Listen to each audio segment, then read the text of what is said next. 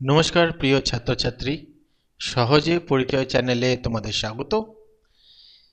চক্রবৃদ্ধি সুদের সুদটা তোমাদের সিলেবাসে রয়েছে। চক্রবৃদ্ধি সুদ ও বার্ষিকী এই অধ্যায়টা নিয়ে আমি আজকে ভিডিও শুরু করছি। এটা প্রথম পর্ব চক্রবৃদ্ধি সুদের। একটা জিনিস তোমাদের বলে রাখছি, আমি আগের ভিডিওতে বলেছি, লিঙ্ক যে আগে ভিডিওটা দিয়েছিলাম সেটা এই ভিডিওটা লাস্টে তোমরা লিঙ্ক পেয়ে যাবে। সেখানে বলা হয়েছে যে প্রতিটা অধ্যায় কিন্তু তোমাদের করতে হবে, প্রায় সব অধ্যায় থেকেই কোশ্চেন তোমাদের আসে। চক্রবৃদ্ধি সুদটা আমি প্রথমে এই জন্য ধরছি, এটা পরীক্ষায় তো আসেই এবং এটা অলরেডি তোমরা করেছো মাধ্যমিকে। সূত্রগুলো হয়তো তোমাদের জানা আছে, কিন্তু শুধু এই সূত্র জানলে হবে না। আজকে আমি সাধারণ সূত্রগুলো তোমাদের আলোচনা করছি। যে সূত্রগুলো পূর্বে হয়েছে সেটা আরেকবার আলোচনা করছি, এগুলো খুবই দরকার। তার সাথে লগ এবং অ্যান্টি লগ বার করার ফর্মুলা, সাধারণত লগ টেবিল লাগবে, এগুলো সায়েন্সের অঙ্ক।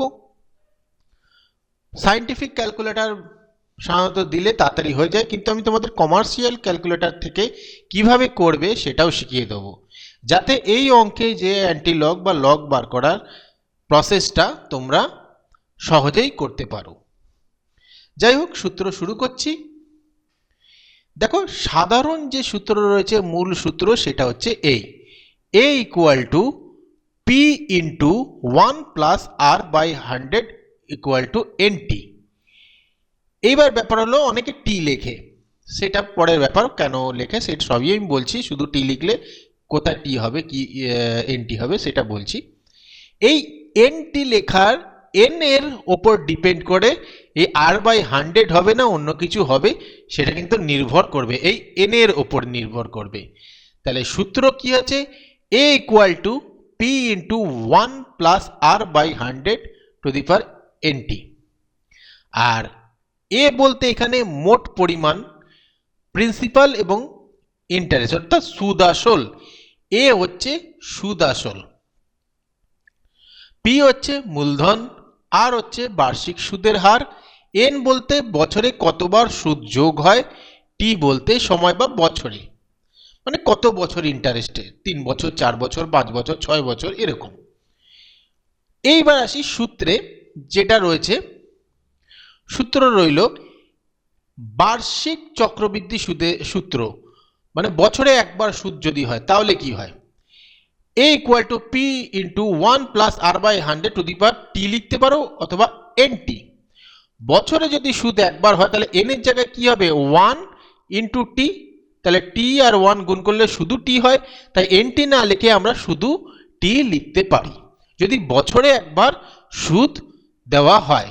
অবশ্যই এনটি, এন এখানে না লিখলেও হবে, কারণ এন এখানে এক মান হবে, আর একের সাথে যাই গুণ করো সেটাই আসবে। তাহলে এটা হচ্ছে বার্ষিক চক্রবৃদ্ধি সুদের, অর্থাৎ বছরে একবার সুদ দিলে এই সূত্রটা প্রয়োগ হবে। অর্ধবার্ষিক সুদ, সেই সূত্র দেখো, a equal to P into 1 plus R by 100 এর জায়গায় এই যেখানে এনটি, এন পরিবর্তিত হয়ে 2 হয়েছে। আমি কি বলেছিলাম? এন যদি চেঞ্জ হয় তাহলে এখানে চেঞ্জ হয়ে যাবে, অর্থাৎ a equal to P into 1 plus R by 2 into 100 বা 200 তুমি লিখে নিতে পারো। 2 ইন্টু 100, 2। কেন 2? অর্ধবার্ষিক, একটা বছরে কত আধা বছর থাকে, 6 মাস কটা থাকে? দুটো থাকে, তাই 2 হয়েছে এখানে।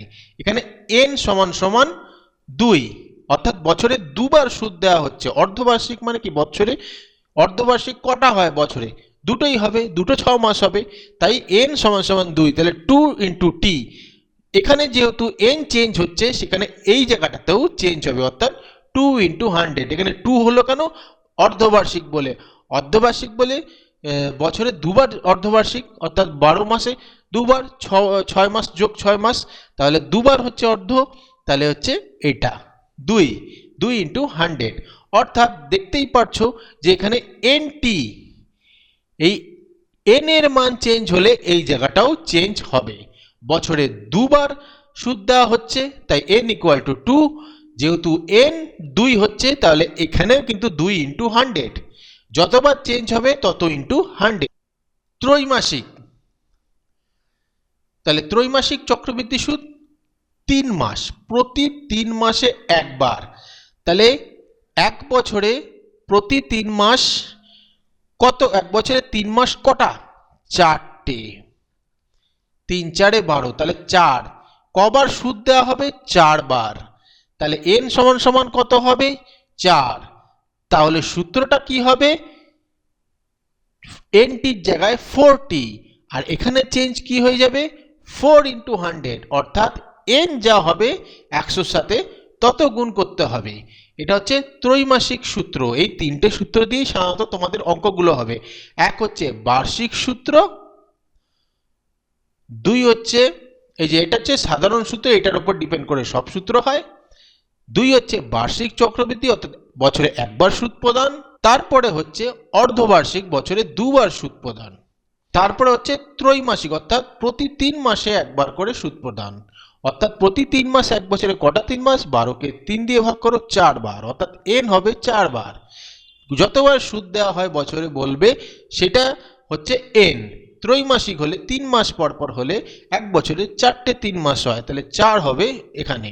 তাহলে সেক্ষেত্রে এখানে যাবে 4t, এবং আমি কি বলেছি, n যত হবে ততটাই কিন্তু এখানে গুণ করতে হবে। অর্থাৎ n যদি 2 হয় 2 × 100, n যদি 4 হয় 4 × 100। এই হলো তোমাদের সূত্র। এই সূত্রটা ভালো করে বুঝে নাও।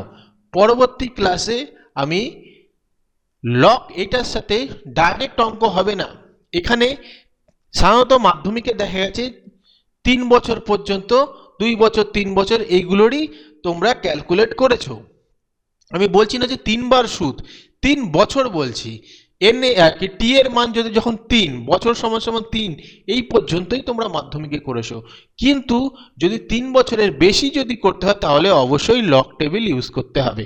তোমরা কিভাবে কমার্শিয়াল ক্যালকুলেটরের মাধ্যমে লগ ক্যালকুলেট করবে সেটা আমি পরের ভিডিওতে আলোচনা করব। আগে সূত্রগুলো ভালো করে বোঝো। সূত্র যদি ভালো করে বোঝো আর লগ অ্যান্টি লগ বার করা শিখে যাও, তাহলে এই অঙ্ক কিচ্ছু নেই। এই অঙ্ক যেগুলো তোমাদের পরীক্ষা আসে, সেগুলো মাধ্যমিকেরই অঙ্কগুলো বলতে পারে আসে। শুধু তোমাদের জানতে হবে এই সূত্রগুলো ভালো করে, আর লগ টেবিল অ্যান্টি লগ বার করার পদ্ধতি যদি জানতে পারো, এই চ্যাপ্টার সবচেয়ে সহজ হবে, বার্ষিকী এবং চক্রবৃদ্ধি সুদের চ্যাপ্টার, এবং এগুলো পরীক্ষায় আসবেই আসবে। তাই এই ভিডিওটা অবশ্যই ফলো করো। পরবর্তী ভিডিওগুলো পাওয়ার জন্য চ্যানেল সাবস্ক্রাইব করে রেখো। আর কোনো অসুবিধা হলে অবশ্যই কমেন্ট বক্স তো খোলাই রয়েছে, যা বলার আমাকে বলবে, আমি সেগুলো সলভ করার চেষ্টা করব। আর অ্যাকাউন্টেন্সির ভিডিও দেওয়া শুরু করেছি। অধ্যায় আমি ধরেছি কনসাইনমেন্ট অধ্যায়টা ধরেছি। তোমরা ভালো করে কনসাইনমেন্ট চ্যাপ্টারটা বোঝার চেষ্টা করবে। আমি সেই ভিডিওতেও বলে দিয়েছি যে কেন এই কনসাইনমেন্ট বা সেলফ ব্যালেন্সিং এবং জয়েন্ট ভেঞ্চার কেন আগে থেকে করতে হবে। যাই হোক, ভিডিওটা ভালো লাগলে লাইক কমেন্ট শেয়ার করে দিও।